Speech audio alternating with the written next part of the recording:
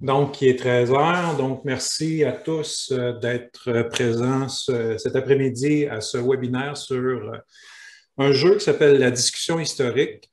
Avec nous, on a plusieurs participants, donc des gens qui ont participé à l'idéation, aussi en amont, aussi à la réflexion sur ce jeu-là. Donc, les gens sont ici à l'écran, mais aussi il y a Éric Bédard qui vient de se joindre à nous, puis Andréane Lavoie qui est une enseignante qui a expérimenté le jeu. Donc, vraiment, là, on peut dire que c'est un collectif, même si c'est une idée du récit au départ, là, pour ce qui est du jeu comme tel, mais vraiment, c'est un collectif, là, il y a un paquet de monde qui ont participé à cette chose-là. Donc, on va aborder ensemble, dans un premier temps, qu'est-ce que la discussion historique. On va voir ensemble les règles du jeu, du jeu de discussion historique. Il y a des gens qui l'ont expérimenté, ce jeu-là, en classe. Ils vont venir nous présenter un petit peu le résultat de leur expérimentation. Et on va terminer avec la question de l'évaluation par triangulation, parce que la discussion historique est un des trois éléments qui s'insèrent dans cette approche-là. L'idée ici, c'est vraiment la vue de l'esprit. Hein? Donc, vous avez tous discuté autour d'une table d'histoire. Vous avez réinventé le monde aussi autour d'une table. Ben, c'est ça, dans le fond, on veut amener les élèves à pouvoir parler d'histoire, discuter d'histoire. Et on pense que c'est une compétence à développer chez nos élèves. Daniel?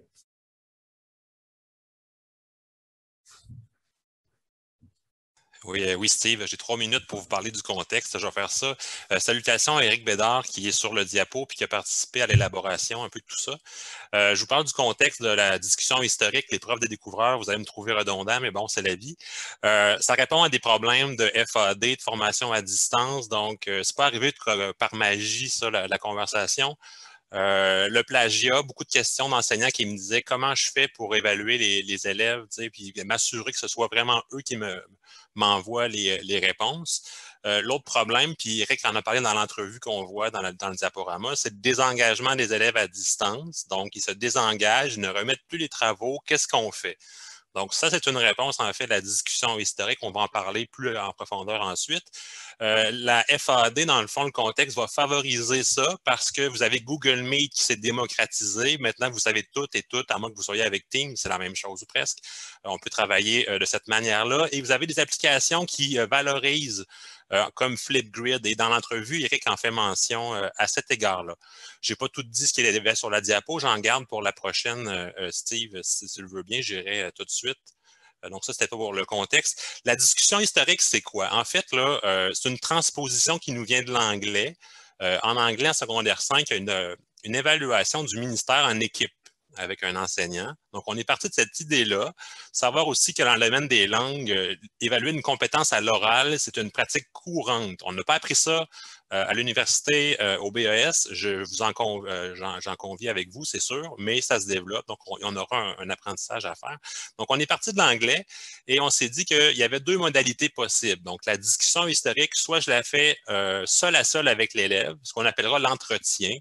2 à 3 minutes, une question de compétences idéalement, peut-être des OI, tout ça. On pourrait aussi avoir la variable en mini-groupe, donc comme plus proche de l'anglais, donc ce qu'on appelle concrètement la discussion historique. Peut-être, Eric mentionne dans l'entrevue, c'est plus de 10 minutes la première fois en mini-groupe. Et le contexte de l'asynchrone permet de prendre des élèves à part dans un meet, les autres travaillent sur des tâches. Ça a vraiment été facilité. Pourquoi je ferais de la conversation avec mes élèves? Il y a plein de raisons. Je vous en énumère rapidement quelques-unes. Valider un jugement. Un prof me dit, j'avais des doutes sur la compétence de mon élève. J'ai discuté avec lui. C'était pas le même élève. Mon jugement professionnel, et Dieu sait qu'on vous l'a demandé l'année passée, même chose cette année, j'imagine, de mettre ça de l'avant, ça va vous aider. Valider la compréhension de l'élève. Vous recevez des réponses par Google Doc, par Google Forms. Est-ce que c'est vraiment l'élève qui a répondu? On prend un moment avec lui, on lui pose des questions et on valide tout de suite l'origine de la réponse. Développer la pensée historique des élèves. Hein? C'est John Hattie qui disait, mais quelle voix on entend dans la classe? Est-ce que c'est la voix du prof? Qui parle, dans le fond? Est-ce que c'est le prof ou c'est les élèves? Comment on a construit notre manière d'enseigner? On leur donne cette voix-là, puis la pensée historique, ça se développe par la conversation. Puis en ce moment, avec les réseaux sociaux, hein, vous n'êtes pas sans savoir qu'il y a beaucoup de haine un petit peu, il y a un petit peu de polarisation sur des sujets, là. C'est un beau contexte à travailler ça. Il y avait un bel article dans Le Devoir ce matin, d'ailleurs. Différenciation pédagogique, le ministère nous propose d'offrir de la flexibilité. Et ça, je pense que c'est le point majeur. Et c'est en fait la difficulté des élèves en français écrit. Les compétences, les habiletés à l'écrit, c'est difficile, même pour nous des fois. Donc, pour des ados, pour des élèves au primaire, c'est la même chose. On va à l'oral, on va surmonter cette barrière-là de la langue. C'est pas juste québécois, c'est pan-canadien, c'est nord-américain. On parle deux langues, on travaille avec deux langues, l'écrit, l'oral. Si on va à l'oral, je ne dis pas de bannir les évaluations écrites, mais d'aller à l'oral, puis on va jouer sur la motivation. Je suis performant, je m'intéresse aux cours, je remets mes travaux. C'est ce que Éric en fait mentionner dans l'entrevue. Si vous l'écoutez, elle est disponible, je pense. Et l'agentivité, ce qu'on appelle dans le fond, ce principe-là, c'est que le cours est conçu dans le fait, est-ce que je réponds aux besoins des élèves ou aux besoins de moi, de l'enseignant? Donc, on le dit pour combien de temps? 2 à 3 minutes par entretien, sinon peut-être 10 minutes par groupe. J'irai à la dernière, Steve. J'étais plus rapide qu'hier. Quand on fait ça en contexte de révision, donc avant un examen, ça peut être une évaluation. Ça se fait très bien, une évaluation de compétences, une belle question. J'ai une prof qui est présente, que je salue d'ailleurs, qui le fait en évaluation en secondaire 1, en récupération, en groupe de besoins, en mini-groupe. C'est une routine qu'on établit à certains moments dans l'année, dans l'étape. Comment on fait ça? Ça, c'est le gros nœud. Je pense qu'il faut s'inspirer, entre autres, des entrevues en lecture en français. Donc, les gens du français sont habitués avec ce type de pratique-là. Il faut vraiment, je pense, avoir un canevas. Quand on fait une entrevue, ce n'est pas de l'improvisation qu'on fait. On peut aussi offrir un choix. Donc, l'élève a le choix de le faire à l'oral. Donc, ça vous n'oblige pas à la faire à vos 200 élèves, si c'est le cas. Il y a un caractère formel, donc l'évaluation, mais il peut avoir le caractère informel et c'est vraiment ça que le jeu va proposer, le jeu Uno dont il sera question. Dans le comment, un autre truc qui est vraiment important, c'est d'avoir une grille critériée. Quand j'évalue les élèves, j'ai besoin d'avoir des critères, j'ai des standards. Voici les apprentissages que je veux que tu réalises. Voici les OI qu'on va travailler, la compétence, les composantes. Il faut être structuré. Donc, voilà. Peut-être le filmer ou non, garder des notes. Voilà pour ma partie. Donc, c'est vraiment, on essaie de faire encore là l'idée dans 30 minutes, un atelier sur ce sujet-là. Vous comprenez que ça va aller assez vite, mais sachez qu'à la fin, on va avoir un moment d'échange, de discussion, de questions à la fin du 30 minutes. Donc, partant de ça, nous, on trouvait que c'était une approche qui était intéressante suite justement à l'expérimentation d'Éric. Puis, bon, on s'est dit, ça serait dommage, c'est le fun que le prof puisse faire des entrevues. Donc, cette idée-là, moi, me plaisait, mais tu sais, quand même, l'idée de passer 180 élèves, puis Éric le dit très bien dans son entrevue, c'est un petit peu idéaliste, donc il y a des façons de contourner ça. Mais moi, ce que je voulais faire, c'est faire en sorte que les élèves s'exercent à discuter, à échanger en histoire, donc qu'ils puissent le faire en groupe. Donc, on est parti d'une idée simple, très, très, très simple, vous allez voir, le jeu du no. Ici, ce qu'il faut savoir, c'est d'abord les couleurs. Si vous connaissez Uno, c'est un peu comme jouer au 8. Donc, les couleurs ont rapport parce que c'est des catégories de cartes, mais ça n'a pas rapport avec les règles du no du tout. On a essayé, puis ça permet aux profs de voir, dans le fond, quelle carte qui est jouée rapidement quand ils circulent avec les élèves. Donc, on a les cartes bleues qui sont plus des cartes 3QO, des cartes aspects qui sont des cartes rouges et des cartes vertes qui sont des cartes difficiles, hein? Donc cause, conséquence et compagnie. Et on a ajouté des cartes qui sont plus hasard, donc en noir, qui permettent d'avoir ce jeu-là, cet aspect-là ludique de la discussion historique. Je vous présente l'ensemble des cartes qui font partie du jeu comme tel. Donc, il y a même une carte qui a été ajoutée récemment suite aux expérimentations. Il y a un élève qui a proposé ici de changer de paquet. Ça serait le fun, donc justement pour ajouter cet élément-là de hasard. Donc, je vous explique rapidement comment ça se passe, ce jeu-là. Donc, on met les élèves en équipe de 3 à 5 joueurs. Et l'idée, c'est que l'enseignant lance un thème de façon générale. Il faut que le thème soit le plus général possible, genre l'arrivée des loyalistes. Ensuite de ça, bon, les élèves pigent 5 cartes et à tour de rôle, ils doivent traiter du sujet avec la carte, avec les cartes qu'ils ont entre les mains. Puis bon, la réponse, évidemment, doit être acceptée par les autres joueurs. Donc, par exemple, si je joue une carte qui sur les loyalistes, ben, je dis c'est des Anglais qui viennent des 13 colonies, ben, il faut que ma réponse soit acceptée des autres élèves. Puis pendant ce temps-là, ben, le prof peut circuler en classe justement pour faire des observations. En gros, si je vous présente ici un exemple de jeu, donc par exemple, l'élève A pourrait jouer, comme on le dit, la carte qui. Ensuite, en deux, l'élève B pourrait jouer la carte rouge. Dans ces 5 cartes-là, il y a une carte rouge, il la dépose. Il dit, bon, mais les loyalistes sont des anglophones protestants. Donc, on valide tout ça autour de la table. L'élève C, lui, il a une carte noire. Donc, il fait une carte miroir. Qu'est-ce que c'est la carte miroir? C'est d'imposer un thème de son choix à un autre joueur. Donc, il décide de l'imposer à l'élève D. Ça aurait pu être à l'élève A ou l'élève B. Et donc, il lui dit, ben, tu dois traiter, par exemple, d'une conséquence, l'arrivée des loyalistes. Et donc, l'élève D, bon, sans jouer de carte, doit subir la conséquence et dire, ben, par exemple, les loyalistes revendiquent une chambre d'assemblée. Donc, en gros, là, c'est vraiment, si je reviens aux cartes, là, donc vous avez tous ces types de cartes-là qui peuvent être jouées et qui permettent de façon ludique d'entretenir une conversation à 4, 5 élèves. Je vous mets aussi du point de vue du contexte de l'enseignant. Dans le fond, c'est sûr qu'on l'a vu dans les expérimentations, c'est important de modéliser au départ, donc d'expliquer aux élèves quel genre de discussion on attend d'eux, de quel genre de discussion historique. On peut aussi retirer des cartes du jeu, par exemple, similitudes et différences peut être difficile parfois à jouer, ou certains profs ont proposé de commencer par les cartes bleues et rouges pour commencer et noires, donc d'enlever les cartes vertes justement pour faciliter les discussions historiques. Donc, il y a une modulation qui peut être faite par l'enseignant.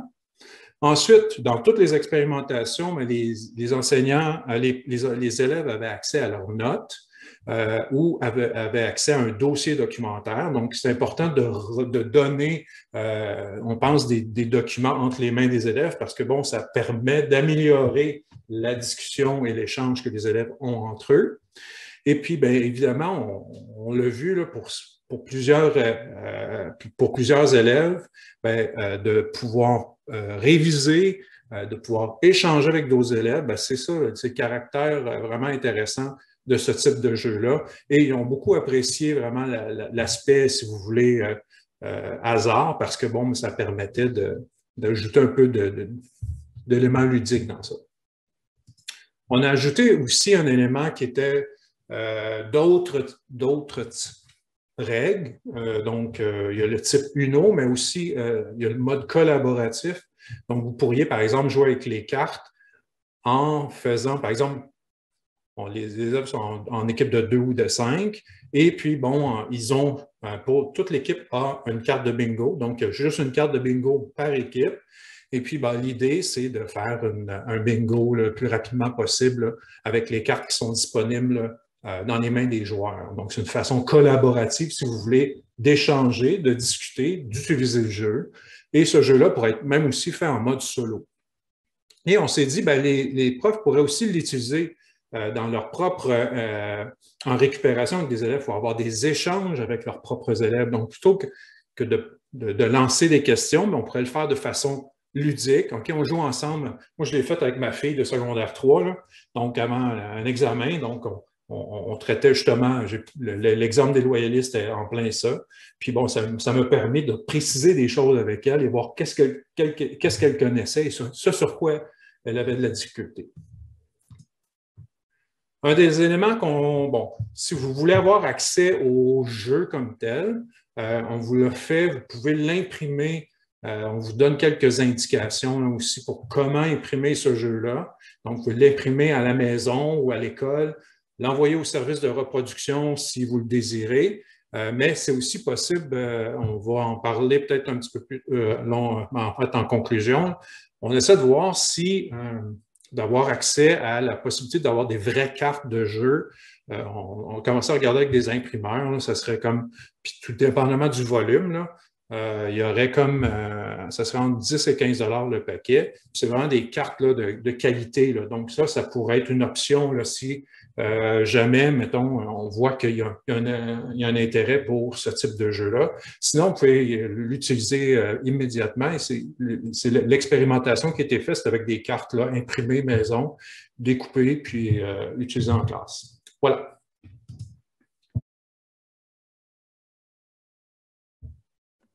Patricia? Oui, alors, une des manières, donc, nous, qu'on avait pris la décision de l'expérimenter, donc, avec deux enseignantes qui étaient habituées quand même de faire de l'entrevue. Donc, on expérimente l'entrevue depuis l'année passée, là, donc, depuis la fin de l'année à la Rivière-du-Nord. Puis, on était allé, donc, vers le mois de novembre, on a décidé d'aller vers les discussions en mini-groupe. Puis, il y avait un désir de poursuivre, puis d'y aller un peu dans la frivolité. Puis ça, c'est ce que ça a permis justement aux enseignantes d'amener justement d'aller vers une discussion historique, mais que ce sont les élèves qui sont autour de la discussion. L'enseignante se promenait puis pouvait vraiment aller observer. C'est ce que vous voyez dans la diapositive en tant que telle. Là, ici, les commentaires des élèves, commentaires des enseignants, je ne vous les relaterai pas tous, mais de manière très simple, là, nous, comment on l'a expérimenté. Donc, je débarquais dans la classe avec un dossier documentaire avec les élèves que j'ai tout simplement projeté. Des documents qui sont, on est allé dans l'angle même du concept, donc américanisme, parlementarisme. Oui, des élèves de secondaire 3 de hockey ont joué à Uno autour du terme parlementarisme. Donc, événements, donc personnages historiques. Donc, on avait un document à l'avant. Donc, il se tournait. Je faisais un peu le maître du jeu, c'est-à-dire qu'aux 4 minutes, on changeait donc le document pour une simple et unique raison que finalement, sinon, ça finit par tourner un petit peu en rond par rapport à la discussion, puis les élèves n'étaient plus capables nécessairement de mettre les cartes. Ils avaient également accès à leur note de cours, donc un 20 secondes pour aller regarder leur note de cours. Et ce qu'il y a au même moment, ce qui est assez particulier, c'est ce qui a permis à une enseignante de se dire, OK, j'ai des élèves qui ont même de la difficulté à fouiller dans leur note de cours. Donc, ça donne un bel indicateur. Elle dit, oui, elle dit, je pense que moi, je vais reprendre ça, je vais aller en discuter avec eux, je vais remodéliser des éléments de recherche dans les cours prochains. Et du coup, les enseignants, ce qu'ils ont ramené aussi, c'est que ça leur permet une certaine régulation, même de leur propre enseignement. C'est-à-dire que si à la fin, lorsqu'il y a des sujets qui avaient été plus difficiles, donc à la fin de la tournée du jeu de Uno, là, lorsque certains sujets étaient plus difficiles, ils étaient renommés de la part des élèves et les enseignants disaient « OK, bon, mais moi, je vais revenir là-dessus au prochain cours parce que ça me donne très rapidement un input de ce qui est la compréhension des élèves. » Et vous allez voir donc dans le vidéo, donc je présume que Steve, comme d'habitude, la présentation sera disponible dans la vidéo que vous pourriez aller revoir. Les deux enseignantes le montrent bien à l'effet que les élèves étaient vraiment à la tâche. On expérimentait avec différents groupes et ces groupes-là, donc justement, étaient énormément mobilisés. Ils étaient à la tâche et c'est ce qui a été quand même assez extraordinaire.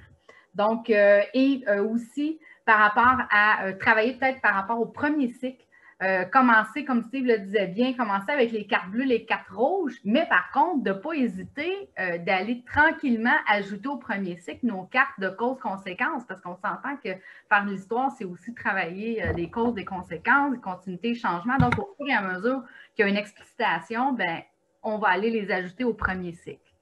Et voilà. Merci, Patricia. Ça fait plaisir. Donc, on va passer à Marie-Josée et Andréane, qui est enseignante, qui a expérimenté le jeu. Oui, Andréane, dans le fond, moi, j'aurais deux questions pour toi. Comment ça s'est passé dans ta classe, l'expérimentation du jeu? Et la deuxième question, c'est quel est l'apport pédagogique du jeu pour toi comme enseignante et aussi pour tes élèves? En fait, ça s'est super bien passé. Puis un peu comme Patricia le disait avant, là, moi aussi, j'ai vu une mobilisation chez mes élèves. Là, ils se sont vraiment investis dans la tâche. Puis des élèves que j'avais jamais entendu parler d'histoire avant participaient très bien. Là. Donc, ça a été super intéressant. je m'en suis servi, moi, comme une révision, enfin, après un bout de matière là, concernant le commerce dans le Bas-Canada. Donc, ça m'a permis en même temps de voir ce que les élèves avaient compris par rapport au bois, à la fourrure, le blocus de Napoléon. Et j'avais laissé les cartes vertes, je n'ai pas fait de tri, donc ça travaillait beaucoup les opérations intellectuelles, puis je trouvais que c'était un apport intéressant avant d'en arriver à l'examen. Ce que ça m'a apporté, en fait, c'est de voir une rétroaction directement chez mes élèves. Entre eux, ils intervenaient puis ils disaient non, c'était pas ça la réponse, puis regarde, puis moi aussi, avec accès à leurs notes de cours, puis ils allaient tout de suite voir dans leurs notes, regarde, c'est à telle place. Puis là, il y en a qui se prenaient des notes pour dire ah oui, OK, je vais le travailler comme ça. Fait que ça les a beaucoup préparés en vue de l'évaluation. Puis ils m'en ont redemandé, là. Ils veulent le refaire, ils ont adoré ça comme façon de travailler. Puis moi, ben, ça me permettait de voir tout le monde en action en même temps, ce qui est quand même un avantage parce que oui, sinon, l'entrevue 1 à 1, ça peut être laborieux, alors que là, on pouvait facilement circuler et entendre les réactions de tous les élèves. Bien, merci, Andréane. Ça me fait plaisir.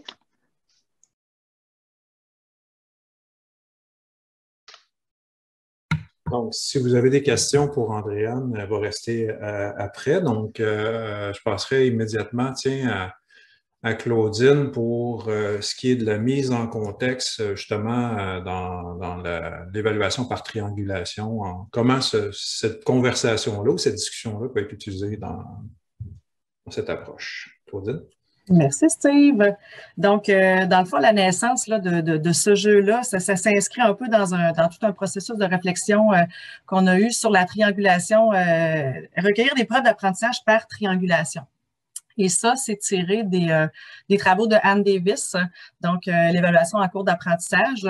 C'est quoi la triangulation? Ben, c'est quand on dit qu'en cours d'apprentissage, l'enseignant peut recueillir des traces d'évaluation qui vont permettre de vérifier voir si l'élève a atteint les objectifs.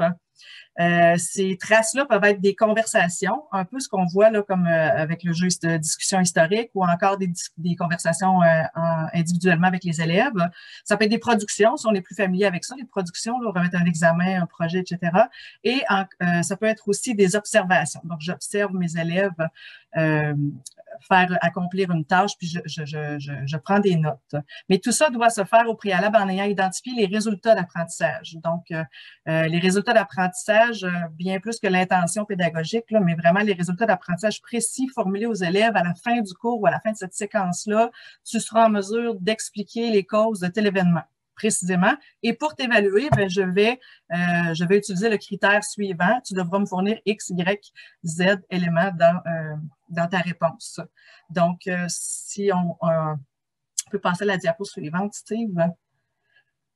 Donc, dans les traces d'évaluation par triangulation, ce qu'on dit, c'est que cette façon de faire-là, de trianguler, bien, ça permet d'augmenter la validité et la fiabilité d'une évaluation si les traces, si les preuves d'apprentissage sont recueillies sur une période suffisamment longue pour être capable de dégager une tendance.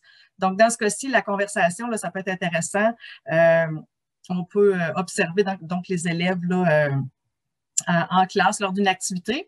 Je peux m'en servir aussi comme différenciation, pour faire de la différenciation. Donc, j'identifie des élèves en difficulté, soit par une production qu'ils m'ont remise, et là, je peux individuellement ou en sous-groupe aller converser avec eux pour valider, infirmer, confirmer certaines choses dans mon jugement. Dernière diapo.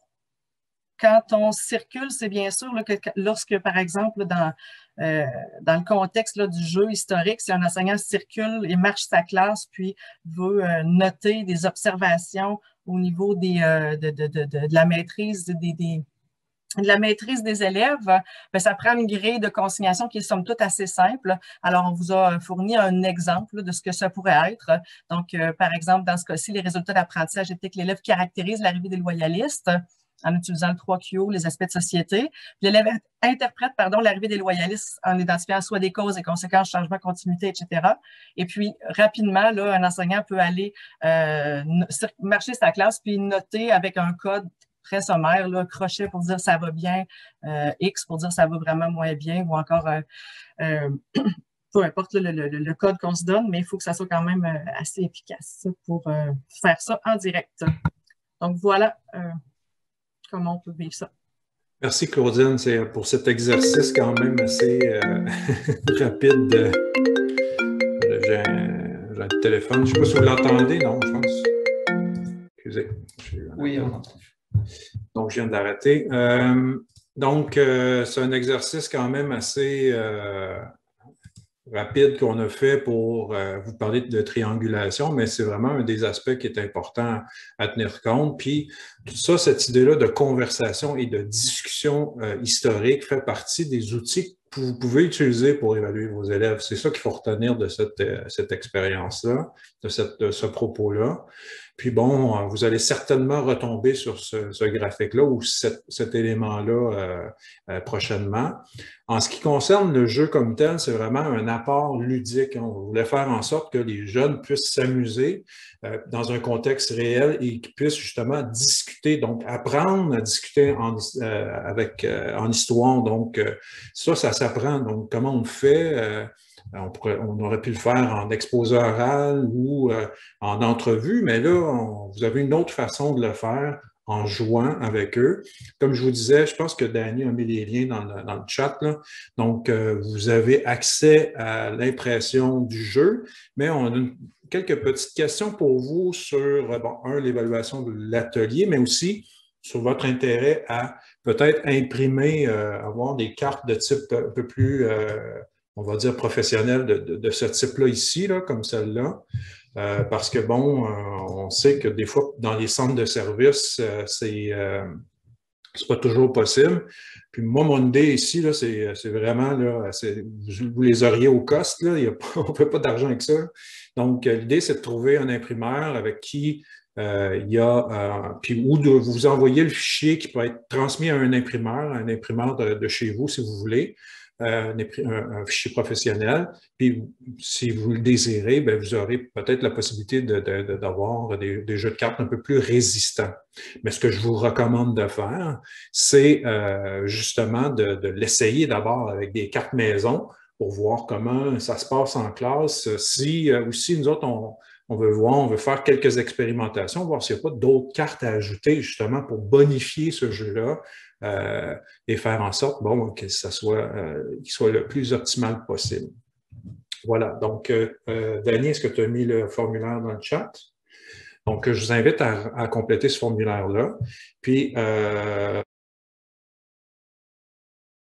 voilà. Donc, peut-être juste vous dire qu'il y a d'autres séances à ce webinaire-là. Les séances vont avoir lieu le 13 mai à 16h et 20h. Si vous avez des collègues qui seraient intéressés à y participer, c'est toujours possible de s'inscrire. Puis, on est aussi dans notre offre de webinaire au récit, on a ajouté un truc sur le géocaching. Là, si vous êtes intéressé, on s'est dit, ce serait le fun d'aller dehors, de laisser tomber les masques et aller dehors.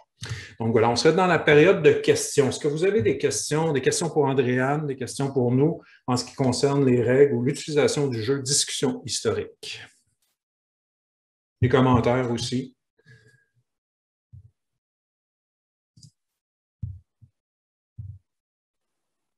Allô, Steve, c'est Michel Forêt. Est-ce que tu m'entends? Oui, très bien. OK. Alors, moi, j'ai quelques questions. La première, c'est le fichier tel qu'il est. Je l'imprime une fois, puis j'ai assez de cartes pour jouer à 4 élèves? Oui, c'est ça. OK. Merci. Deuxième question, est-ce qu'il y a eu des expérimentations faites au primaire? Non, on n'a pas eu le temps de le faire au primaire, mais on s'est dit, en fait, je te retourne la question, est-ce que tu penses que ça pourrait être un jeu qui peut être utilisé au primaire? Moi, je pense que oui. Moi, je me mets au défi de le faire d'ici la fin de l'année scolaire. Super. On va être très heureux d'avoir tes commentaires. Et je vais aussi l'utiliser dans le cadre de la formation initiale pour les enseignantes du primaire, assurément à l'automne prochain. Là, il est trop tard pour cette année. Mais vraiment, je vous lève mon chapeau. C'est vraiment complet, bien pensé, efficace. J'en doute pas. Bravo à toute l'équipe. Merci. Vous avez d'autres questions? Je vous mets à l'écran les cartes, les types de cartes. Là, si vous avez des questions sur les règles ou aussi pour Andréane sur l'expérimentation, n'hésitez pas. Moi, j'aurais une question. Oui, Élise. Bonjour. Moi, j'ai une classe multiniveau, là, secondaire 1 à 4. J'ai beaucoup de secondaire 3. Ça serait facile à faire ça avec eux. Secondaire 2, j'en ai 2. C'est facile de discuter à 2, mais j'ai un secondaire 1 puis un secondaire 4 cette année. Fait eux, tu sais, j'ai vu tantôt que c'était possible de le faire seul, mais la discussion, elle serait avec qui dans ce cas-là? Fait que c'est ça ma question. Effectivement, il n'y a pas cette discussion. Si tu le fais seul en mode bingo, dans le fond, ça pourrait être une façon là, de discuter avec soi-même. C'est dommage. Mais si Patricia, peut-être les concepts, je ne sais pas, ce serait une idée. Moi, je pense est-ce que justement la discussion peut être entre l'enseignant, entre toi et Lise, là, si je m'en fais bien, entre toi et l'élève, tu sais, en lien avec les concepts. Il y a certains concepts qui, on n'oublie pas, qui sont quand même transversales, hein, qui reviennent d'une année à l'autre, même du 1 vers le 2, du 2 vers le 3, du 3 vers le 4. Fait que ça, oui, avec les concepts, ça peut quand même être, somme toute, assez intéressant aussi, là. Donc, le pouvoir politique, par exemple, ou... parce que je voulais dire démocratie, mais c'est pour secondaire 1, ça ne marche pas. Donc, oui, avec Athènes. La Grèce, la démocratie. Oui, avec Athènes, c'est vrai. Non, il y a vraiment, c'est assez spécial quand on prend un temps de déployer l'ensemble des concepts du programme, ça vaut la peine de le faire. Fait que ça peut être un élément assez intéressant, je pense. Je ne sais pas s'il y a quelqu'un qui voulait ajouter quelque chose sur ce sujet-là. Pour répondre à Élise, ça va? Si tu permets, Steve, j'ajouterais qu'au niveau des opérations intellectuelles, d'un programme à l'autre, il y a beaucoup de choses qui se recoupent. Puis aussi, il y a quelques études qui montrent que le niveau du jeune pour dealer avec ces concepts-là, puis tout ça, c'est pas forcément lié à son âge, mais plutôt au fait jusqu'à quel point il est familiarisé à travailler avec ça. Donc, plus tôt on travaille des éléments comme ça ou des trucs qui sont peut-être un peu complexes pour lui, plus facilement il va rattraper ses confrères. Donc, je passerai la parole. Merci, Médéric. Donc, je passerai la parole à... là, je cherche votre nom. Je pense qu'il y a Jean-Guy, c'est ça. Jean-Guy Jean-Guy Noël. Oui, est-ce que vous m'entendez? Tu m'entends-tu, Steve? Oui, très bien. Ah, super. Donc, je suis dans la même commission scolaire que Claudine. J'ai déjà demandé une impression couleur pour Claudine. Nous autres, à l'école, en tout cas, c'est bien complexe faire des réquisitions. Mais moi, je le vois beaucoup pour faire de la révision. Ce qui m'intéresse, là, c'est un peu comme les jeunes, ils me demandent des fois des caouts où je fais aussi des learning, qu'on appelle learning application. Donc, moi, je le vois comme révision, puis activité aussi, comme vous le dites, ludique, mais sur 3-4 sujets. Dans le module, 3-4 sujets comme plus difficiles ou plus importants avant l'examen. Moi, je le vois comme ça. Donc, dans ce niveau-là, ça m'intéresse beaucoup, beaucoup, beaucoup, beaucoup. Puis des cartes professionnelles, s'il vous plaît. Andréane, est-ce que tu avais vu ça aussi, de le voir de façon épisodique, là, donc pas une fois, mais de refaire à l'occasion le jeu? Oui, en fait, là, c'est sûr qu'avec l'école en alternance, c'est plus complexe, là, mais les élèves, c'était vraiment ça leur intention. Là. Tu sais, quand il reste un 5-10 minutes en fin de période, ils me redemandent les cartes, puis ils le font sur la matière qu'on a vue dans le cours ou s'il y a un test qui s'en vient, donc sur des fois 2-3 éléments. Donc, c'est sûr que la fois que j'ai vraiment circulé et vérifié, c'était un thème que j'avais énoncé, mais par la suite, ils l'ont refait. Puis oui, à la limite, je le verrais sur un module au complet, là, sans nécessairement le séparer, parce que ils n'ont même pas l'impression d'être en train de réviser. Ils sont complètement dans le jeu, puis ils s'en rendent comme pas compte qu'ils font de l'histoire, puis ça amène toute une nouvelle dimension. Fait que oui, réviser par le jeu, je pense que c'est une belle façon, puis ça les amène à parler puis à mettre des mots sur des choses que des fois, il y aurait de la difficulté. Puis après ça, dans les réponses, dans le test, je trouvais que ça faisait une différence parce qu'ils utilisaient comme le bon vocabulaire, il y avait plus des réponses dans leurs mots à place d'essayer d'aller chercher des éléments dans le dossier documentaire où habituellement, ils me font plus de copier-coller. Là, ils étaient comme plus à l'aise avec le vocabulaire. Donc, ça a amené toute une nouvelle perspective. Merci, André. C'est clair que d'un côté, dès que vous l'essayez, si vous avez un commentaire, si vous voyez qu'il y a une carte qui pourrait être ajoutée, nous, on est dans une phase où on essaie de voir là, justement c'est quoi les pratiques gagnantes, puis comment on peut optimiser le jeu. Là. Vous pouvez écrire à info@Tricitus, puis on va être très heureux d'avoir vos commentaires. Puis voilà. Puis encore là, je vous rappelle qu'il y a le petit formulaire là, à compléter là, pour voir un peu s'il y a un intérêt, si nous, on fait des démarches auprès d'un imprimeur et tout ça. Là, donc voilà. Question sur le jeu, sur les règles, sur... Est-ce qu'on a été clair? Je ne sais pas, Steve, si on a, j'ai peut-être été distraite, mais si on a vraiment suffisamment insisté sur le fait que, si tu parlais du 30 minutes pour la première fois, là, effectivement, c'est vraiment important de modéliser la première fois comment on répond, de le montrer aux élèves à partir d'un document, un exemple XY. Donc, comment on répond à une question qui, qu'est-ce que ça peut être comme aspect social, qu'est-ce qu'on peut donner. Donc, vraiment, la modélisation est très importante au départ, mais après ça, j'imagine que ça roule comme sur des roulettes.